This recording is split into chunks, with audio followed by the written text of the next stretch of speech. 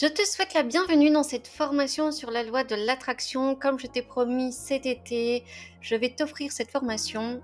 Ce ne sera pas toute la formation que j'ai prévue de base. Elle sera disponible uniquement cet été, mais je vais déjà te donner plein d'éléments pour que tu puisses comprendre ce qu'est la loi de l'attraction. Parce que la loi de l'attraction, c'est un peu comme tout. Une fois qu'on a compris, des fois, ça guérit.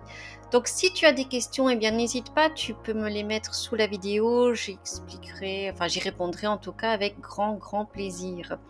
Alors pour commencer, qui suis-je? Je suis Yin, créatrice de contenu spirituel, et comme tu peux le voir, je suis passionnée par la loi de l'attraction depuis de nombreuses années et j'ai à cœur de partager tout ce que je sais, tout ce que j'ai appris, parce que la loi de l'attraction est une loi spirituelle que, une fois maîtrisée, pou là là là là là là, la vie prend un autre tournant. Donc voilà, donc c'est parti aujourd'hui pour la loi de l'attraction. Qu'est-ce que c'est en fait la loi de l'attraction? Eh bien la loi de l'attraction est un principe qui régit notre univers et qui stipule que les semblables s'attirent. Donc ce que ça signifie, c'est que tout ce que tu penses, tout ce que tu ressens et tout ce que tu crois profondément se manifestera dans ta réalité à un moment ou à un autre. Ceci dit, la loi de l'attraction, elle ne se limite pas à la pensée positive. Sinon, ce serait bien trop facile, bien que bon nombre d'entre vous ont encore des difficultés à être positifs. Mais bon, ça c'est un travail qui peut être plus facilement géré à notre époque. Donc en fait, la loi de l'attraction, elle implique également que l'alignement de tes actions et de tes croyances et de tes intentions avec tes désirs. Ce qu'elle demande aussi, c'est que tu aies une grande confiance en ta capacité à créer ta réalité. Ce qui est un peu logique, parce que si maintenant tu crois déjà que ce n'est pas possible de créer ta réalité, de créer ton quotidien, bah t'es un peu mal barré, hein, on va dire. Donc voilà, donc elle demande que tu crois à sa réalité, j'ai plutôt envie de dire ça.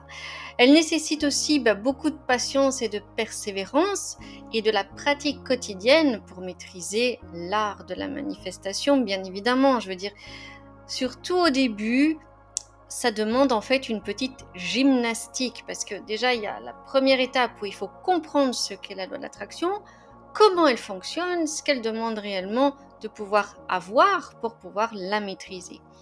En fin de compte, retiens que la loi de l'attraction est un outil puissant pour transformer ta réalité et créer une vie qui reflète tes désirs les plus profonds. Mais, il serait hypocrite de ne pas te dire que si tu désires une pleine réussite dans cette pratique, il va falloir à un moment te plonger dans les lectures des autres lois spirituelles. Ça, c'est quelque chose, je n'arrête pas de le dire, mais en fait, c'est ce que tu dois comprendre, c'est que la loi de l'attraction n'est qu'une partie infime de toutes les, de toutes les règles, en fait, je vais dire, dont régit notre univers. Et la loi de l'attraction seule n'est pas suffisant pour pouvoir tout manifester. Alors, retiens aussi que les lois spirituelles sont totalement complémentaires. Et en fait, il faut avoir un équilibre dans tout, dans toutes ces lois, pour pouvoir finir à être aligné. C'est ce qu'on appelle l'alignement. Et bien, c'est justement être en équilibre, en fait. C'est ça l'alignement, c'est être en équilibre entre ce que tu penses, ce que tu ressens, ce que tu veux, ce que tu voudrais, ce qui s'est passé aussi. Mais en même temps, pour te donner un exemple, dans les lois spirituelles, il y a la loi du don. Donc ça, c'est une loi dont j'ai déjà parlé précédemment. Mais la loi du don, c'est quoi? C'est en fait savoir donner et savoir recevoir. Donc les deux sont liés. Et il y a énormément de personnes qui ne sont pas capables de donner et encore moins de recevoir. Donc là, on est en total déséquilibre de la loi du don. Je ne vais pas en parler tout de suite, mais comment veux-tu, là c'est une question que je te pose, comment veux-tu pouvoir équilibrer ou manifester de l'argent si tu es quelqu'un qui ne sait pas donner parce que tu es trop radin ou qui ne sait pas recevoir parce que tu veux surtout ne rien devoir à personne? Voilà. Donc c'est facile de parler de la manifestation de l'argent, mais il faut comprendre comment nous fonctionnons et surtout comment l'univers fonctionne. Donc la loi de l'attraction, qu'est-ce qu'elle dit? Elle dit que nous attirons à nous tout ce que nous émettons. Je répète, nous attirons à nous tout ce que nous émettons. Mais qu'est-ce que ça veut dire ça? Eh bien ça signifie que concrètement, tu n'attires pas ce que tu veux, mais tu attires ce que tu es. Donc ça, c'est ce que tu vas entendre partout sur les réseaux, enfin ce que moi en fait j'ai trouvé là-dessus. C'est ce qu'on te dit. Mais pour moi, je ne suis pas tout à fait d'accord parce que tu peux attirer exactement ce que tu veux à partir du moment où tu as la certitude que tu peux le recevoir. Donc, s'il y a une image que tu dois retenir aujourd'hui, c'est celle-ci. Parce que nous sommes comme des aimants. Nous attirons à nous tout ce que nous sommes. Alors pour comprendre ça, il faut comprendre l'énergie, parce que quand on nous dit que tout est vibration, nous sommes vibration. La vibration, c'est de l'énergie, mais c'est quoi de l'énergie? Eh bien, l'énergie est la force motrice derrière la loi de l'attraction. Et en maîtrisant ton énergie intérieure, tu peux influencer de manière significative les résultats que tu attires dans ta vie. Qu'est-ce que ça demande finalement pour pouvoir y arriver? Eh bien, ça demande de la pratique, de la discipline, mais cela offre également un potentiel de créer une vie plus épanouissante et alignée avec tes désirs les plus profonds. Parce que ce qu'il faut comprendre, c'est que la loi de l'attraction n'est pas une idée de j'y crois ou j'y crois pas, peu importe ce que tu crois. Elle est là, elle fonctionne parce qu'elle fait partie des lois naturelles. Le problème, c'est que quand tu n'en as pas conscience, comme toutes les autres lois spirituelles, eh bien tu la laisses vagabonder. Et donc l'idée de comprendre la loi de l'attraction et de comprendre l'énergie, c'est de pouvoir aller rediriger justement la loi de l'attraction pour que tu puisses enfin amener des choses meilleures dans ta vie et donc dans la matière. Alors l'idée est que tu fasses en sorte que ta vibration soit ce que tu veux attirer. Si dans la vie tu veux plus d'amour, eh bien vibre l'amour. Comment est-ce qu'on vibre l'amour? Eh bien, aime-toi, aime les autres, aime ce que tu fais, aime ce que tu as déjà. Tu dois vibrer ça, tu vois. Si tu es quelqu'un qui est noir, parce que des gens noirs il y en a, eh bien là ça va être compliqué. Et là tu dois donc, est-ce que c'est se forcer? Pas du tout, mais c'est changer d'angle de vue. Si vraiment tu veux quelque chose de plus harmonieux, eh bien arrange-toi pour déjà vibrer l'harmonie. En gros, c'est ça. La question qu'on peut se poser quand je dis que nous attirons à nous tout ce que nous émettons, mais c'est qu'est-ce qu'on émet finalement? Qu'est-ce qui se passe à ce niveau-là? Eh bien, on émet énormément de choses inconscientes. Les 3/4 des choses que l'on émet sont totalement inconscientes. Regarde le petit schéma ici, parce que ce que tu émets, c'est quoi? Ce sont des pensées. Alors, est-ce que tu peux calculer le nombre de pensées que tu as sur une journée? Toutes les émotions, que ce soit de l'amour, de la peur, des angoisses, de l'inquiétude, est-ce que tu vibres la joie, l'espérance? Voilà, il y a tout un méli-mélo aussi à ce niveau-là. Et qu'est-ce qu'on émet aussi? Ce sont les paroles, même les paroles ont cette vibration. D'ailleurs, si tu as déjà lu le livre Les 4 accords Toltec, qu'est-ce qu'on te dit dans le premier chapitre? La parole, le verbe au commencement, il y avait la parole. Et la parole est créatrice. Donc voilà, ça c'est aussi quelque chose de très important. Et d'ailleurs, on l'utilise dans la loi de l'attraction, vu qu'on dit des affirmations. Et bien sûr, par notre regard, donc ça c'est quelque chose qu'on n'y pense pas toujours, mais on peut aussi bien maudire que bénir une personne rien que par le regard. D'ailleurs, il y a des moments où on n'est même pas obligé de se regarder avec quelqu'un pour se comprendre. Donc on émet énormément de choses. Ici, je t'ai fait quelques petites statistiques. Donc, en moyenne, d'après des études qui ont été faites, au niveau des pensées, qu'elles soient positives, négatives ou neutres, on émet en moyenne 6200 pensées automatiques par jour. Au niveau des émotions, toujours que ce soit positif ou négatif, on émet en moyenne 22 émotions par heure. Une émotion dure en moyenne 3 minutes. Tu vois un peu combien ça fait? Et pour les paroles, c'est encore pire. On est à 100 000 paroles par jour. Et cette moyenne, elle varie aussi selon l'activité et notre communication. C'est sûr que si maintenant tu es quelqu'un de médiatique, tu vas beaucoup plus parler que quelqu'un qui reste tout seul chez lui du matin au soir. Donc c'est pas pour tout le monde, mais je veux dire, on est dans des émissions de vibrations constantes. Le regard, donc ça j'en parlais. Comme je disais, on a aussi la communication non verbale qui parle finalement énormément.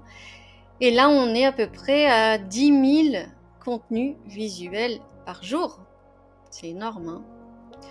Donc l'idée de base pour parler de la vibration, eh bien, c'est de commencer par reprendre le contrôle sur nos pensées. Alors quand on est trop dans le pensée, en fait, quand je dis les pensées, c'est que ce qu'elle demande, la loi de l'attraction, c'est de rester dans le moment présent. Parce que si tu es trop dans le passé, ça sert à rien, c'est déjà passé. Et trop dans le futur, c'est angoissant en fait, parce que c'est pas nécessaire. C'est pas nécessaire. La loi de l'attraction, elle se vit ici et maintenant. Alors au niveau des émotions, eh bien là on parle de la gestion des émotions, donc là on peut apprendre à gérer tout ça. Comment? Eh bien en faisant de la pleine conscience, de la relaxation, de l'expression créative, l'affirmation de soi et encore et encore. Dieu sait qu'aujourd'hui on a énormément de manières de pouvoir être en paix avec nos émotions en fait finalement. Bon moi, pour ceux qui me suivent le savent, je suis une fanat des fleurs de bac et des huiles essentielles. Mais voilà, il y a aussi d'autres moyens. Donc pour notre regard, ça j'en ai parlé, retiens en fait que le regard est le miroir de l'âme. Tu entends ça? Le regard est le miroir de l'âme. On peut tout voir dans le regard. Et notre parole, eh bien, la première idée, c'est de réfléchir avant de parler. Tu connais l'expression qui dit tourne ta langue 7 fois dans ta bouche avant de dire quelque chose. Eh bien voilà, donc déjà réfléchis avant de parler, choisis les mots, parce que tu vas plus monter en vibration si tu emploies des mots positifs, comme amour, joie, bonheur, plutôt que ouais, j'en ai marre, ceci, cela. Donc voilà, donc sois constructif quand tu parles et essaie de parler positivement. Alors pourquoi est-ce que je te parle de ça? Parce que c'est vrai que ça pourrait paraître un peu simplé, je vais dire. C'est simplement pour que tu puisses te rendre compte d'une chose. C'est que on part du principe que la loi de l'attraction, que l'on veuille ou qu'on ne le veuille pas, elle fonctionne vu que c'est une des lois naturelles d'une loi spirituelle. Donc ce qui veut dire, c'est qu'aujourd'hui, sans que tu émettes une seule intention, tu vibres en fait. Tu vibres toutes tes pensées, toutes tes émotions, tout ce qu'il y a dans ton regard parle, et bien évidemment, tes paroles aussi. Et donc, si tu réfléchis bien, ça veut dire que juste en étant debout et en respirant, donc en étant vivant, eh bien tu émets certaines choses, certaines vibrations plutôt. Alors c'est vrai que quand j'échange avec vous, la majorité d'entre vous me disent « Moi, en fait, je veux juste être bien ». Eh bien là, je te donne une piste, si tu veux juste être bien. Pourquoi? Parce que si tu es quelqu'un de négatif, si tu es quelqu'un qui n'a pas fait certains deuils, qui vibre des émotions comme de la jalousie, de la colère, de la tristesse, si tu n'arrives pas à apprécier les petits moments joyeux de la vie, ça veut dire que naturellement, tu attires toute cette vibration. Et donc, si tu veux juste être bien, eh bien ça c'est un travail à faire. D'analyser comment tu penses, essayer d'être dans l'instant présent, parce que le passé et le futur, c'est pas là que ça se joue. Essayer aussi de te relaxer au niveau de tes émotions, d'avoir un regard plus positif sur la vie et de réfléchir à ces mots que tu emploies pour essayer qu'ils soient beaucoup plus vibrants, comme je te l'ai dit tout à l'heure. Donc tout ça, en gros, c'est ce que ton corps physique émet. Sauf que nous avons d'autres corps. Donc ici, je vais te parler de l'aura. Donc l'aura, qu'est-ce que c'est? Eh bien en fait, c'est simplement un champ d'énergie subtile qui entoure ton corps physique. Cette aura, elle est généralement invisible à l'œil nu, bien qu'il y ait des personnes qui puissent l'apercevoir. Et c'est une énergie qui t'est propre et qui reflète ton état émotionnel, mental, spirituel. Et elle témoigne, donc c'est là où c'est assez fort, elle témoigne en fait de ta force vitale. Donc ce qui veut dire que ton aura, soit elle est colorée, lumineuse si tu es quelqu'un de positif et de joyeux, ou soit elle est sombre et polluée. Quand tu regardes les images, c'est quand même plus sympa d'être à gauche. Alors, c'est quoi une aura lumineuse? Une aura lumineuse, une belle aura est une aura qui est équilibrée et harmonisée. Tu peux la reconnaître lorsque tu vois une personne qui représente la paix, la sagesse, la tranquillité, une personne qui est joyeuse et créative. Ça peut être aussi ces personnes qui ont vraiment en eux cette force, cette vitalité, qui a aussi en fait sur le visage un teint clair, un teint lumineux et qui est bien évidemment rempli d'énergie. Là, quand tu vois une personne dans cette dynamique, là tu peux te dire déjà que tiens, cette personne est lumineuse, donc son aura respire de l'oxygène, elle est oxygénée en fait, c'est plutôt ça. Alors une aura polluée, qu'est-ce que c'est? Eh bien c'est tout le contraire. Une aura polluée est une aura qui est déséquilibrée ou déformée et sombre. Alors qu'est-ce qui cause une aura polluée? Eh bien le stress, l'anxiété, la colère, la tristesse, les traumatismes, les mauvaises habitudes, les environnements toxiques. Alors, qu'est-ce que ça peut amener comme problème? Parce que tu te doutes bien que si ton aura est noire, c'est que tu ne vas pas être bien. Ça va être quoi ces conséquences finalement? Eh bien, tu auras des répercussions au niveau physique, émotionnel et spirituel. Parce que rappelle-toi, je t'ai dit que c'est une énergie qui entoure ton corps physique, donc tout ce qu'il y a en toi en fait. Donc ce que tu peux avoir comme souci, et ça peut être aussi des repères, c'est de la fatigue sans raison, des problèmes de sommeil, des difficultés à se concentrer. Tu peux aussi avoir des problèmes de peau, des maux de tête à répétition, des douleurs chroniques, même de la dépression, de l'anxiété, voilà, toutes ces énergies basses finalement. Donc tu vois une aura polluée sur ton corps, tu peux déjà le sentir. N'oublie pas que ton corps est une antenne, tu es un être vibratoire et donc tout est correspondance. Donc comment une aura peut être polluée? Eh bien le premier vecteur, ça peut être simplement toi parce que tu es négatif, tu as dépensé des émotions qui ruminent comme ça dans la négativité, que tu sois dans un environnement négatif et toxique, que tu aies aussi une alimentation déséquilibrée. C'est sûr que si tu ne manges que des produits transformés, eh bien ça, tu n'amènes pas du vivant à ton corps. Donc là aussi, ça peut noircir ton aura. Si tu ne dors pas, manque de sommeil, manque de repos, manque de légèreté également. Si tu abuses de substances comme la cigarette, l'alcool, etc. Et aussi si tu, par exemple, tu fais des choses dans ta journée, comme par exemple un travail que tu détestes, si tu côtoies des gens qui ne t'apportent pas du bien, eh bien ça c'est aussi quelque chose qui peut noircir ton aura. Donc ça il faut le savoir également. Bon, l'avantage c'est qu'on peut nettoyer une aura. Comme tu peux nettoyer ton corps physique, tu peux te nettoyer au niveau énergétique. Et c'est là où ça devient intéressant. Donc comment on fait pour nettoyer une aura? Bon, d'abord tu commences par être positif, comme ça tu émets déjà une énergie plus lumineuse. La méditation, tu peux avoir des méthodes de visualisation avec de la lumière pour pouvoir venir nettoyer tous ces corps subtils. La prière également. Bon, ça dépend aussi de tes croyances et l'important c'est que tu fasses des choses qui vibrent à l'intérieur de toi, qui ont un sens pour toi. L'idée c'est pas de suivre une méthode juste parce qu'on t'a dit que ça a marché pour quelqu'un et ça peut ne pas fonctionner pour toi. Moi je te donne ici quelques clés. Alors tu as aussi des massages, des soins énergétiques comme du magnétisme par exemple. Tu peux aussi nettoyer ton aura avec des pierres et des encens, faire un bain de sel même avec des herbes, des huiles essentielles, ça fonctionne aussi. Tu peux également nettoyer ton aura avec un bol tibétain parce que le son a une vibration.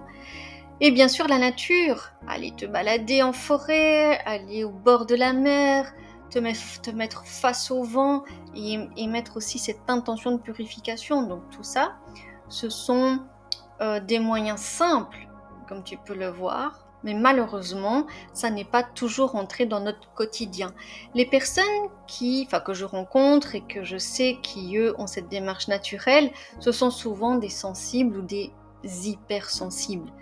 Voilà. Maintenant, c'est vrai que quelqu'un qui est moins sensible qu'une autre ne va pas forcément y penser parce qu'elle n'est pas gênée, elle n'a pas cette conscience d'être gênée, même si elle n'est pas très bien, etc. etc.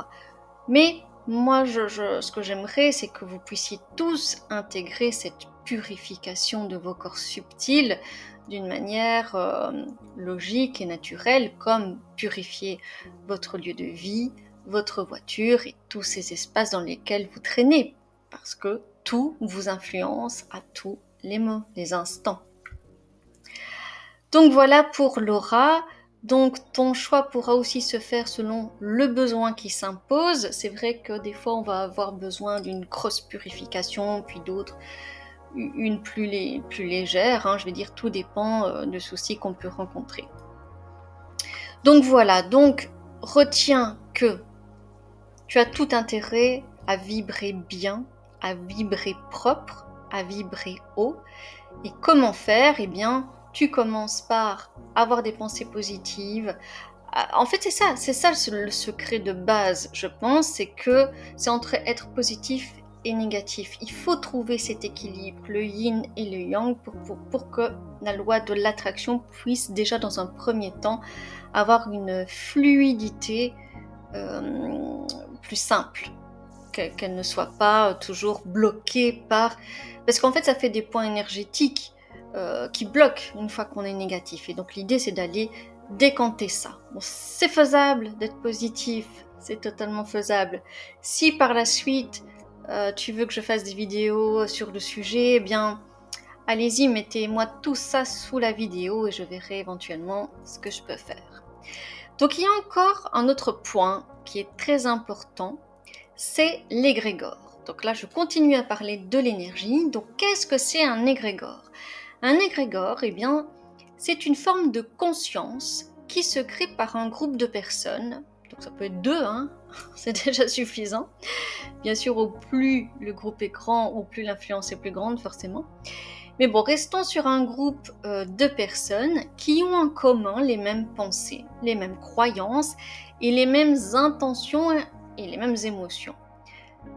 Qu'est-ce que ça va faire ? Eh bien, ça va donner naissance à une énergie collective. Alors, cette énergie collective, à quoi ça sert ? Qu'est-ce qui va se passer ? Eh bien, en fait, elle a pour conséquence d'influencer le groupe. Et comme tu peux l'imaginer, un égrégore peut être positif comme négatif. Parce que si tu as une réunion de deux copines, imaginons ça, qui sont en train de blatérer négativement sur leur ex-conjoint, sur peu importe les patrons, les collègues et tout ça, eh bien l'énergie sera moins lumineuse que si on tombe sur deux personnes qui sont en train de faire des éloges sur une situation, etc., etc. Mais cette énergie, en fait, est doublée.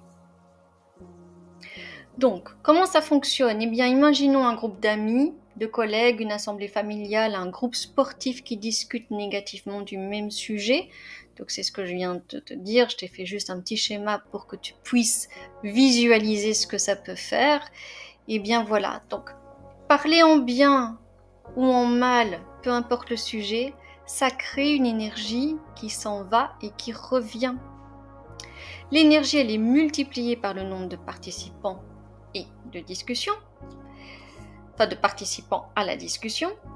Et imagine un peu les retombées, parce que l'émotion qui est vive, parce que souvent tu peux remarquer ça quand on a des personnes qui ont des conversations actives comme ça.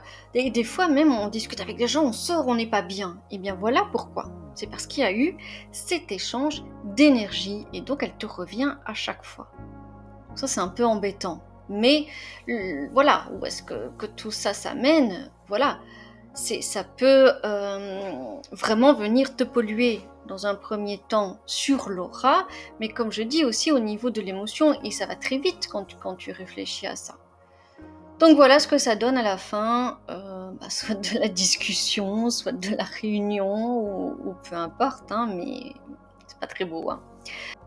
Donc, si tu veux un retour positif dans ta vie qui soit fluide, pour au moins juste être bien, il faut que ton aura soit lumineuse.